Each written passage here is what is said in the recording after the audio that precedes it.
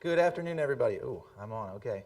Thank you so much for coming and sticking around for our presentation. We're excited to chat with you a little bit about the project we've been working on for the last 8 to 12 months, something like that. As you guys have hopefully already started doing, one of the things we wanted to do out of this presentation was give you a little taste of what our students are experiencing in our blended learning classroom that we're doing, that we've been trying out this year. And so one of the things we have here is an online poll. Jackie, do you want to switch over? I will indeed. To show you some results, see who all we have in this classroom, what kind of classes you guys have taken previously.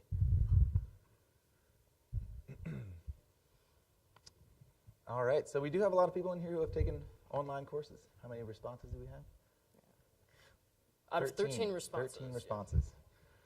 So one of the things, and we'll explain a lot more here as we go, one of the things we use in our classes is web polling that involves text messaging, and you can also submit through your computer, and this is just a little sample. Wanted to give you a taste of what some students are doing that way. Also, what we'll have running during our presentation here is the back channel, which is a place for students to text in questions during the class. So you are able to submit a question at any time. Of course, we'll have some time at the end for questions as well, but if you would like to text in a question, we'll be able to see that question coming in, and we'll try to respond to it. So we're actually watching your questions. So we're watching you now. And also we are streaming our presentation live via Adobe Connect, and the link is there if you'd like to page over to that just to see kind of what it would look like from a student's perspective. And we are broadcasting through a tablet PC right now, and this is very much like a setup of what we do in our actual classroom. So let's get started with our presentation. This would be our official title slide. Yes, make sure you see that as well. Okay. So before we get started here, I wanted to give some thank yous specifically to the Office of the Chief Information Officer and Learning Technology group specifically within that. Rob Griffiths, the wonderful individual who just introduced us, actually has been a big part of this project, as well as Tom Marker, who is somebody from the Statistics Department Technology Support Services. We've had a lot of very good help with this project, and we're could not have done it without these. The way I put it is, some people need a right-hand man. I needed 3 left-handed men. Yes, there's lots of left-handed people involved on this project. So just to give you a brief overview of what this project has been about, it came as a result of a departmental impact grant, which was for the year 2011. And the project was titled Too Many Students, Too Little Time. And Jackie will explain what that's about in a moment here. But it involved developing a new curriculum for Stat 145, and then Stat 1450 is what it will become under semester conversion. And it's a GEC course that involves lecture and recitation, so there's some unique challenges involved there. But really trying to incorporate technology into the classroom to address some issues imposed by the semester conversion, which I will let Jackie discuss now here. So if you look at that title of Too Many Students in Too Little Time, it seems as if teaching a large number of students is a problem.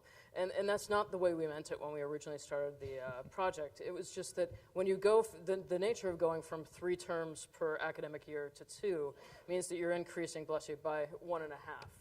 And so we'll be going from about 350 students per quarter to over 500 per semester.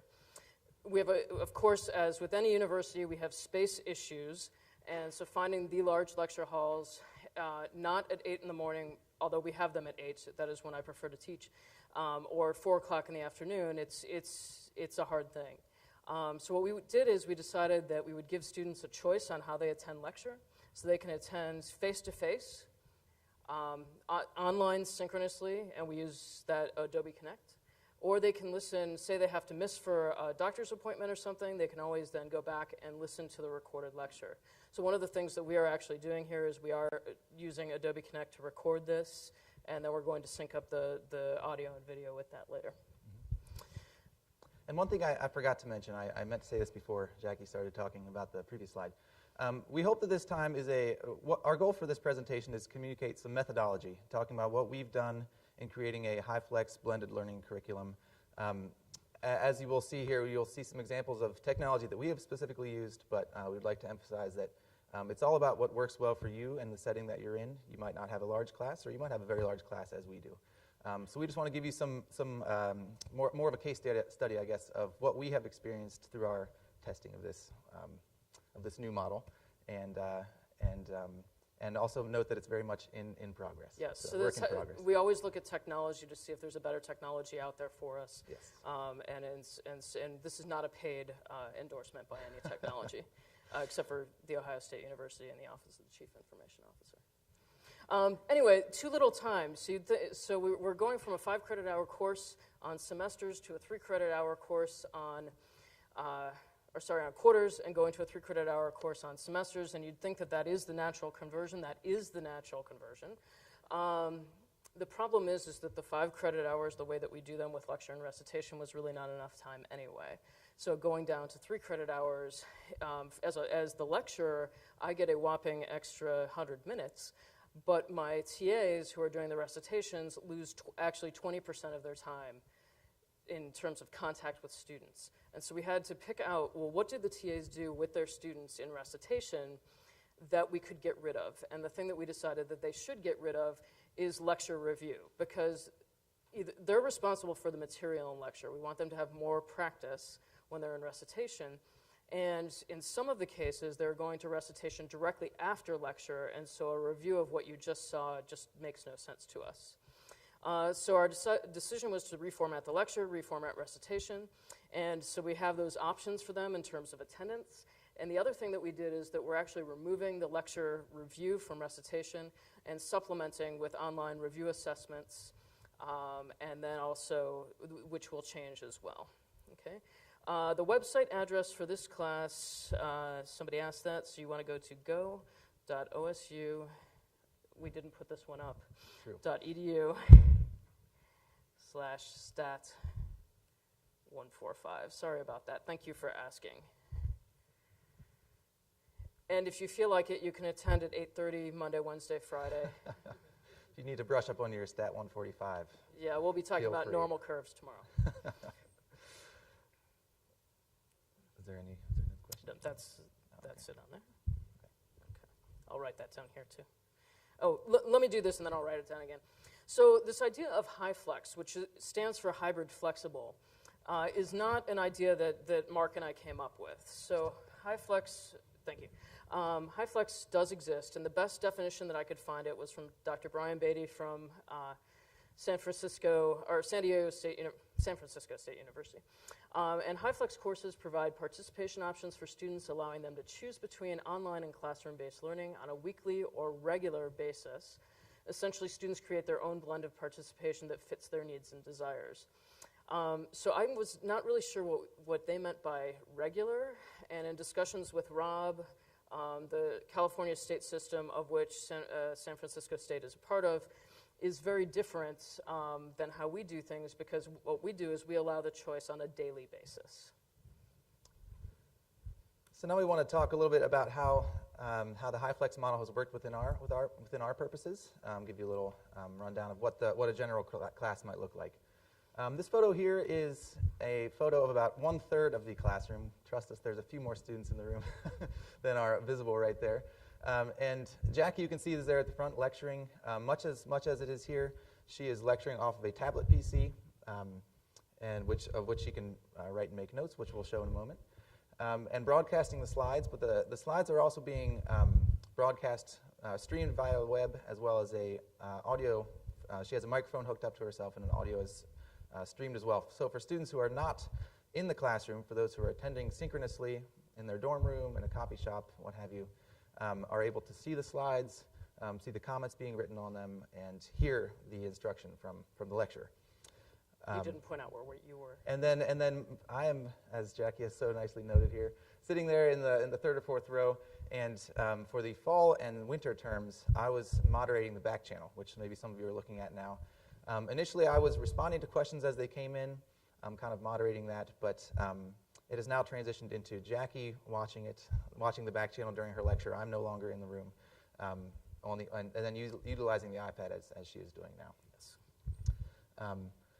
So here's a more up-close look at what students see who are watching online. And here you can see that a problem is being worked out, which happens frequently throughout the class. And this is kind of in progress. So some students will be seeing that. And as I said, we do record the lectures so that students are able to view them at a later time as well. And also, we hope that students will be reviewing these lectures, maybe in preparation for a test if they had trouble with a concept or something. The lectures are all being posted on Carmen for access at all times. And then this is a view of the back channel that happens. And this is what I would look at on my computer as I was sitting in the classroom. On the right side of the screen would be the questions that were coming in. So as a student texts in a question or comment, it will go to the top of that screen, and the other responses will slide down. And then for my own purposes on the left side here, I was able to submit a response to that question. And the other reason that I was in the room was that if a question came up that I thought needed the attention of the general class, I would interrupt Jackie and say, Dr. Miller, we have a response coming in from the web, and then repeat the question for the class to hear. And you can tell where Mark, there are two of these where it says Risser and then exactly, and then he says the big challenge here is this small number of data points. While I am lecturing to a class and I'm watching the back channel, I can't actually type in a response. So what I do is I look at what's coming in and I say, okay, a question has just come in. So I repeat questions as you would normally repeat questions in any class. So if it's said, if somebody asks a question, by raising their hand, I repeat that. If it comes in via Adobe Connect, I repeat that as well. So because we're not actually broadcasting a video of Jackie lecturing, all the students are seeing is the screen that you saw a moment ago with the lecture slides, and so that's a way to include the students in the more the formal classroom experience. And one of the things that I've noticed in the past few days is that as the students are getting more used to this technology and as more students are using it throughout the quarter, that the students are actually answering each other's question, which is what we were hoping for. And I don't even think I told Mark that yet, but they've started answering each other, so that's very cool. One of the things that we do, as Mark mentioned, as we had you do earlier, is that we'll have polls here. And so this was about the median and the interquartile range for some gas prices that were in our data, in our notes. And the nice thing about putting in an answer this way is that it's anonymous. So it's like clickers, and any of those anonymous ways to quickly check what your student's understanding is. And this is wonderful because if we were to go by popular vote, choice D would be correct. The answer is actually that, and you don't have the question, and we already covered that, so you can go back to one of the recorded lectures. Choice B was correct in this situation. So what happened is that the students thought that the interquartile range changed. So that was a misconception. And I could then talk about why that was a misconception. I could ask students who had the correct answer to maybe volunteer what they had, or what I would say is, so if you're answering, you can either type in via Adobe Connect, or you can answer by raising your hand in class. And again, this is used, as you guys experienced, this is used through text messaging, or if a student has a computer in the classroom, or for students outside the classroom, that's the way that responses are submitted. So there's no clickers involved, there's no additional hardware that needs to be purchased for this method of polling anyway. And we do know that it's happened in the Science and Engineering Library on campus because Rob has actually passed people while they're attending my class. Okay, so we do collect data. We are statisticians, and we should. Well, everybody should. And so we get attendance information, but it is self-reported, and we'll show you a slide of this that is my favorite. We also talk about, we have grades that we have that we look at in aggregate, and we did go through IRB approval, so human subjects approval. We had an end-of-term survey. We had some incentives for students to fill those out. And then we also had focus groups done by our University Center for the Advancement of Teaching so that we could get at what students were really experiencing. And we had a few different focus groups. So we had one that was almost entirely face-to-face, one that was a combination of people who would either choose to be face-to-face or Adobe Connect or only Adobe Connect. And then we had a small focus group of size 1 for our last one. But here's an example of daily attendance information. And of course, these are too small for you to read. But for the most part, I had 34.5% of respondees saying that this was in person, they were there in person. 26 people said, or about 19% were attending via Adobe Connect. This quiz was from the very last day of the term, last quarter. And it is the only day that I forgot to record my lecture. So what I find interesting is that 11 of them, or 8% of the respondees, said that they had watched the recorded lecture after lecture and before they took the quiz. That's fantastic. Which lecture did you watch? And then Mark and I have had debates about the 24.5% who said, I have not yet watched the recording, but I plan to do so, because I had stated that there was actually no recording available. And that is the only day I forgot. And none of the above, we think that's people who weren't there, and then we're just going to look at the review online. So clearly there's self-reported data. Clearly there's some misreporting going on here, which is the big asterisk in all of these analyses. Anyway, here's a little graph of student attendance over the course of the quarter. And maybe it's kind of hard for you guys to see out there, but each different color represents an attendance method. I don't know, it's more interesting just to kind of look at, I guess what we like to see is down here at the bottom, the percent of students who are straight up just not attending. They just don't care about telling us that they don't attend class. Stayed fairly constant along the bottom here. The line that's really high up there on the right side rather, and sort of trends down over to here. That's the percent of people watching face-to-face. So you can see that kind of came down as the semester went along. Also, the red line there describes where the midterm exam is, so we see a little drop-off in attendance after that. But again, we try to remember that this is a general education class, and so maybe students are giving it the highest priority in their own personal effort. But yeah, so just to kind of give you an idea of how students are attending. And we had a big jump for those who would watch the recording, because what I realized is the way our second version of asking them how they were attending wasn't capturing things very well, and so I changed the wording, and that is where the big jump came. This is maybe slightly more interesting here. We've broken down, so of course we wanted to track attendance, but we also wanted to compare students' performance across the various attendance methods. Hopefully, I guess what we would hope to see is that students are performing fairly consistently across each attendance method. So down along the bottom here, we have the various, a subset of some of the assessments students had over the course of the term, from homework to midterm and final exam grades, as well as final grades. And again, each color represents a primary attendance method, so we sort of roughly put people into categories of how they most often chose to attend class over the course of the term. And on the far right there, the homework you can see is very consistent. Students are all scoring at about the same level. Quizzes, there is some disparity among the different attendance methods.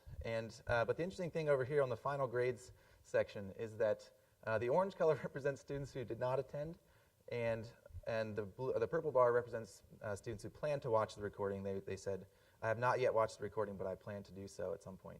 And they're actually doing quite well. So that's kind of an interesting result, as in that we think maybe students are, as a 100-level course, students who are choosing not to attend maybe do feel comfortable and are obviously doing fairly well with the material. The other option is that I'm actually doing damage to them in the course. But what we have in an unfortunate situation with this course is that there will be some students who had taken an AP statistics course, not taken the AP exam, or they had taken an AP statistics course and not scored high enough to place out of the course, or they had taken a non-AP course in high school and that didn't count as a statistics for them. Or we've actually had people take multiple statistics courses within the department at the 100 level to boost their GPA. We've seen this in the past. But Stat 145 is for which majors? Stat 145 is predominantly for allied medical professions, social and behavioral sciences, and then honors, arts, and humanities. Just to give you the idea of some of the type of students that we have in our classes. Did I see a question?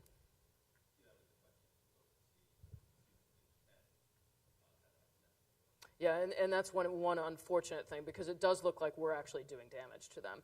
But my guess is that they had actually had previous experience. We have not officially looked at that information. And again, that was broken down by sort of a primary attendance method, so it doesn't mean students who fell into the orange category of not attending, like never attended class. That's not the implication of this. Let me also mention that I did get a question via Adobe, via Poll Everywhere. So why Poll poll everywhere and not using Adobe Connect's poll feature, and why do we use the back channel and not the in-room chat? Do we want to address that now? Or? Let's hold that question. Okay, we will hold that question. In future. That's a very, very good question, though. Okay. So in terms of grades, we have two different quarters represented here, and the night class tends to do better as a whole. So the night class is, like, if you look at the two-day sections, mine did slightly lower than the afternoon session. The night class tends to do better anyway, but then when we come to winter, and we have large enough numbers that these would be considered statistically significant, but in terms of practical purposes, they're not practically significant. So we're looking at the median of being an A- for each of the classes in winter 2012, and being a B versus an A- in the night section in autumn 2011. So what I would say is this is fairly representative, and I think very good. The students do very well in the course. And just to highlight that students across the different sections are performing on par with students in the non-pilot sections of this. Exactly right. Yeah. Two things that were of interest, well, a few things that were of interest to us is that the students said that the instructional technology helped make the materials and activities in the course more interesting for them, and it helped increase their understanding of the concepts in the course.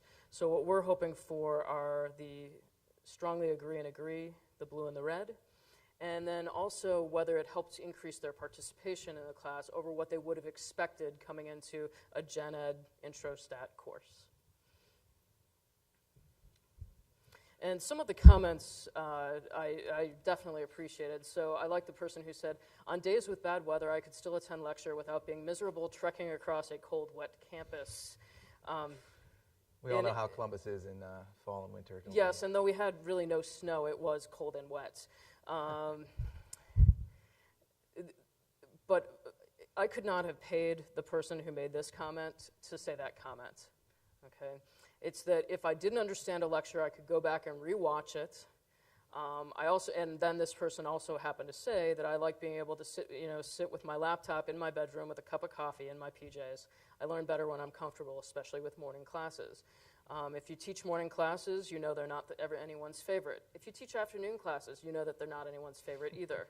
I don't think middle of the day classes are anyone's favorite. Okay. Yeah, so those are a few comments we had received from an end-of-term survey that we sent out, which also gave us the responses to the previous slide with the increasing your participation and increasing understanding of the concepts. The other thing, the focus group, Jackie also mentioned that we did, got many of the same themes were coming out from that source of data. Again, the first one there, attendance was motivated by students' daily schedules, and that's one reason that we've really wanted to hold fast to being able to give students a choice on how to attend from day to day. Anything from weather, as was mentioned, to other class and extracurricular responsibilities, the need for extra sleep. All of these things were things that we heard from students as to why they chose to attend each day. But really, many students had strong opinions about all of the different attendance methods. Some students really liked the Adobe Connect synchronous attendance, thought that was really great. Some students much preferred the face-to-face. And so we had a variety of preferences as far as that went. And again, we heard again that the learning technology, which we defined to be the polling, the back channel, using the tablet PC to do notes in the class, students responded almost across the board that really increased their participation, which was something that we had been really hoping for. One of the goals of the project, losing recitation time, we wanted to make the lecture a more interactive experience. Exactly. And so we were really glad to see that kind of thing was happening. Again, some more comments here, kind of reiterating feeling connected. That very first one, even when they would attend synchronously, they still felt connected to the class. The second one there, helping the student feel involved. And then this last point again, it says, if you get the answer wrong, nobody knows who put the answer in, so you don't have the embarrassment like when you raise your hand and pick the wrong choice. So that's something that we heard a lot from students, that they really liked the polls for that reason, and that they could feel comfortable answering what they thought was correct without worrying if it was the wrong answer. And again, kind of increasing that participation in class. The polls were a great way, the polls and the back channel actually were a great way to do that. I don't think we mentioned that the back channel was also available for students sitting in the classroom, as you guys are doing now, if you're texting questions in or whatnot.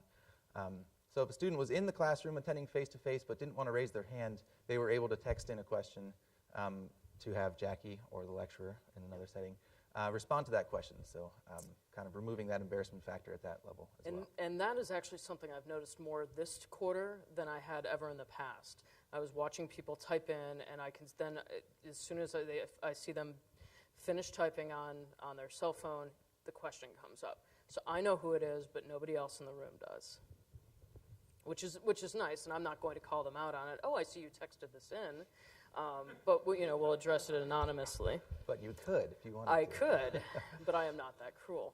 So then talking about some attendance data, again, we've sort of already said these things. And again, to confirm that we definitely were getting some misreporting. Many times, I don't know, 3, 4, 5, 10 times, we encourage students to respond truthfully to the question in their daily quiz, to report how they attended class, saying it won't affect your grade, but of course, students were still a little bit anxious about that, and so probably have some misreporting going on. With lecture attendance, again, we're talking about a 100-level general education course. On the first day of course, I always love asking people how many of them freely choose to come to take the course and how many of them are there because they have to take the course. And typically, I'm the only one in the room who actually wants to be there. So attendance had fluctuated usually around 60 to 70% total, and that was still what we were getting if you looked at the face-to-face and the Adobe Connect attendance. And then we were getting additional people who were watching the recorded lectures. But you see here that one student commented that the online recording made it too easy to skip class. And I actually just started using this in my an upper-level introduction to probability and statistics for engineering and the sciences. And a student just commented to me the other day that he thought he would do listen to the online recording, but that finding the time to do so was hard, so he had decided to start coming to the face-to-face class again. So the question on how do we motivate student attendance is something that is probably a burning question for many of us. It's up there with the word engagement in terms of how do we measure engagement for me. So motivating attendance is something that we're trying to do. Yeah, particularly within this model, I think that becomes important. As students have different options on how to attend class, or maybe it becomes easier to skip class. How do we keep them? How do we keep them wanting to come to class each day and keep getting something out of that class as well? And so some of the things that we're thinking about is that the students had a lecture review quiz after every lecture, so that made approximately 30 in total, and they said that there were too many of those. So what we're thinking about is how do we streamline those assessments and then also the required activities. We are moving, as we move into semesters, we're changing textbooks, and so we'll have a new online homework module, and we are replacing our lecture review quizzes, our LRQs, with something called the learning curve, which is specific to the publisher of our text in what they call Stats Portal. And that involves sort of a game, more of a game layout for the quizzes, as in students have to complete a certain number of correct questions, and the software can tell if they're just guessing. It encourages them to slow down. And so hopefully another way to kind of get students more involved with the material. And one of the pieces of buy-in that we had to get were from our graduate students who are TAing the course. That it's sometimes hard to step out of that, I want to review these concepts and go over them with you, and then we'll do some examples. So we've been trying over the past couple of quarters, and this will definitely take effect when we go into semesters, is to get no time on lecture review, unless somebody brings up a question. And I'd like for them to focus on some social construction of knowledge and the conceptual understanding, and because I always tell my students, if you understand the concept, you can do any question. If you focus on the questions in particular, that's not going to help you. And we're also looking at what we're covering in the course, so as we move into semesters, by the way, if you teach at Ohio State and didn't know that we were moving into semesters, surprise, except for it's this summer, but we are trying to figure out, if to quote one of my colleagues, if my if my son in first grade can do histograms, why are we teaching them in an introductory course in college? And also kind of getting into that, what we heard earlier today with really trying to set the bar high for our students. Exactly right. To keep them interested in the material. So as you might expect, technical difficulties became a somewhat of a part of our lives over the last 8 months. Although actually not too bad. Not too bad. We didn't have too many problems with the technology we're using. Sort of in order of frequency and how much they impacted the classroom. We had a lot of problems with our wireless microphones. Also, there was somewhat of an issue with compatibility between Poll Everywhere and PowerPoint. Hence, you saw Jackie switching back and forth between the web browser and the PowerPoint at the beginning of the presentation. That was a sort of something we kind of figured out on the fly. Adobe Connect crashes. That was maybe only once or twice, so not too big of a deal. It was once, and it was this chasm of it was like going into really itself and then coming out of it. It was a vortex. It was really strange. And then, so what we did to be able to stream the video or the recording, which I guess we're doing it now over the wireless. But anyway, we had a wired internet connection, and that even sometimes had some problems with that. And when you only have 12 minutes or soon to be 15 minutes between classes, and the other person is taking their time moving away from the area that they're teaching at, and you say, "But I just need to set this up," it has been hard. But it's with time, the practice, you speed up very well. And the good news is we haven't had any technical problems today. I had a little note in my slides here to make a joke if we'd had any technical difficulties yet, but we haven't, so that's good. You probably just jinxed Maybe I just us. jinxed us. I shouldn't have said that, I guess, probably. Okay. And then again, kind of re-emphasizing here that we've used what's worked well for us. The project that we're doing here, it's sort of a new thing. The HyFlex model has had some work done on it, but not lots, and not in the way that we're doing it. And not in the way that we're doing it with a on-campus class that has a lot of students. So we've been kind of pushing the envelope here with the technology we're using, kind of putting a lot of piecemeal things together. As you look to maybe use something like this in your classes, again, just use what works well for you. Kind of keep being willing to try new things. Did want to discuss cost issues real quick. Currently, I don't know if any of you are using Adobe Connect, but Ohio State is currently doing a pilot of that, so that was of no cost to us. Poll Everywhere, the polling software, as well as what we use to run the backchannel, for an instructor pass, it was $700 for a year? $700 for a year. Okay. If you have a smaller class, I believe up to 40 students, Yes. something like that, it is actually free. So if that's something you'd like to use in one of your smaller courses, again, since we're using it in a number of our classes, we obviously had the budget there to then pay for the instructor license, which gives you a little more flexibility. And 40 students, that refers to the number of responses you can receive to a poll question. And it actually can receive slightly more than that, is 42 my or 3, guess, did they say? because when it was 30, I could still receive 32. Yeah. But if you look at the $700 over a year, if you look at that just in one quarter, that's $2 per student compared to what the students would have to pay for that 1 quarter of use. So it makes much more sense to me, besides which, since I coordinate the course, it can be used in all lectures of the course because we're using the same questions. And with the pushing the envelope, one thing I should mention is that Tom Marker, so our learning technology guy in the department, he had asked me one day, he said, "How do you feel about the fact that we're kind of cobbling things together as we go, that we keep coming up with these fixes? So we have this macro that I'm able to push this and go to this poll and then now let you see what's been coming in terms of questions, provided it loads." Okay, so this is what we have coming in, and then go right back to apparently turning off, apparently flipping my screen if I don't. There, and see, you jinxed me. Yep, technology Thank problems. you. This is great. There Okay. it is. So we can flip back and forth. I usually don't make that mistake, but there is operator error. And I am a type A triple plus person, and I think my partner was being very generous with only 3 pluses at the end of the A. And so here's Tom asking me about how I felt about cobbling together this technology, and I said to him, you might think that I would stress out about this, but because we're trying to find out what works best for our students, I understand that what is out there right now doesn't exist for us. We're just going to keep working until we find what does, even if it means that we create it. Okay. Somebody just asked if jinxing is jinxing statistically measurable. We'll get back to you on Well, that. yeah, we'll see what that. Let's jump ahead to we've already sort of discussed Yeah. that.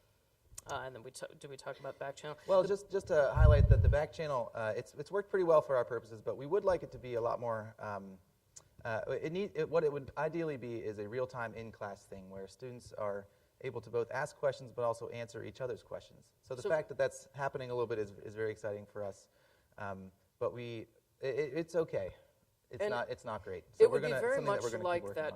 The Twitter back channel that's going on for this conference, right, where people are talking to each other, they're working back and forth, and I can't tell you how much I just wanted to jump up and down, except for I'm not the jumping up and down type, to say, oh my gosh, somebody answered this question, although I think that I said, because I asked the question in class, I answered it, and then I thanked the person. I said, for whoever answered this on Adobe Connect, thank you, because I'm trying to get that community started. And maybe this would be a good time to answer the question about why we don't use the chat feature within Adobe Connect. Yes. I guess the main reason we don't do that is that students who are in the classroom but don't have a laptop would sort of then would not have access to that. So the benefit of Poll Everywhere is that anybody with a cell phone or a computer, can participate in the back channel, whereas if you don't have a computer and we're using the chat feature within Adobe Connect, we'd be leaving out a large portion of our students. So until a laptop is required, then that's not something that we're going to move towards, except for that we have been thinking about some other ways to use Adobe Connect and hoping to get the polls. And there is also part of the reason that we're doing what we're doing with the way we're doing it with the tablet PC. I'm thinking about this as I think about what Elizabeth Miller does in MathStat Learning Center, is that the writing feature within Adobe Connect has not been the best yet, but the patch should have come out by now. In fact, I sent an email out to Tom Marker earlier today to ask where that was. Somebody asked if we've used Today's Meet, and today is the first time I've ever heard of Today's Meet, so no. But I'll write that down in case anybody wants to look into it. And that's also something we are excited about. We're excited about talking about this project at conferences to get feedback as well on new ideas of technology as we continue to develop this model. And one of the things for me that's very important when I teach is that idea of community, is that we're experiencing this together. So yes, every first day of the term, I start the same class again, but it's not the same class because it's different students who know different things, and they're coming at it from different perspectives. So having people participate is very important, and thus we wanted to have a way for both the folks who are in class and outside of class to participate in that community. But when we asked about that, we found that the polling and Adobe Connect, neither of those actually truly built community. And so that's something that we have to work out in terms of what do we mean by community, how is that going to be built? And so one of the things that we've thought about doing is using Piazza, which just has some great potential for students to go in and answer each other's questions, to ask questions and have instructor flag student answers as, yes, I endorse this answer, and then to also go in and say, well, let me change that a little bit. And as an instructor, you can go in. I've actually had to go in and change, I did have to go in and change a TA's response at one point last term, which is a little scary. Somebody asked, why not Illuminate? The issue that we had with Illuminate was actually a smoothness in the writing ability. So when I write on the tablet here, it's very smooth. When I was doing that within Illuminate, it wasn't as smooth. I have watched the recordings, and it's not as smooth as what you see in person, but it is smoother than what I was seeing in Illuminate. So that was part of our decision.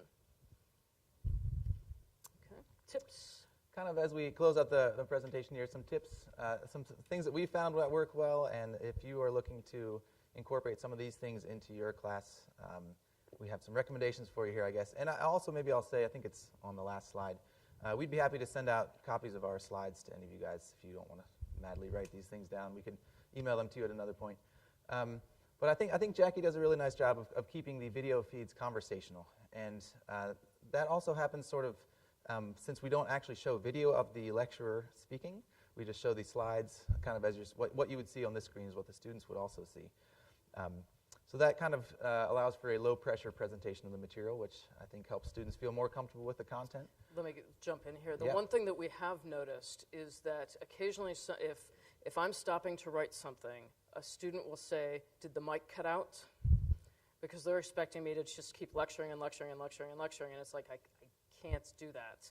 I'm writing something, or we're talking about something, or I'm listening to a question in class, or I'm reading something on the back channel. So one of the things we have to communicate better is that when you don't hear something, it may be a purposeful silence as opposed to the mic went out. Exactly. Also, as we've mentioned, definitely make the video recordings available for future use. We were very glad to hear that, as I said, that some students were taking advantage of this. One thing that we would really like to do, and also removing the embarrassment factor. Otherwise a student might feel embarrassed about having to go back and learn sort of a basic concept that they might have just missed the first time through, that they should have learned. Here they can do it on their own time and not have anyone else worrying about what they didn't learn the first time around. And also something we haven't done but hope to do soon anyway is to start bookmarking within the video recording of the class, start bookmarking the important concepts. And that's an advantage that Illuminate would have, exactly. but that we don't have with Adobe Connect.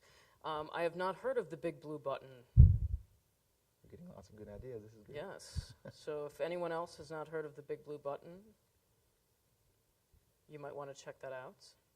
Has anyone else heard of the big blue button? Okay, my guess is you may have texted that. What is the big blue button?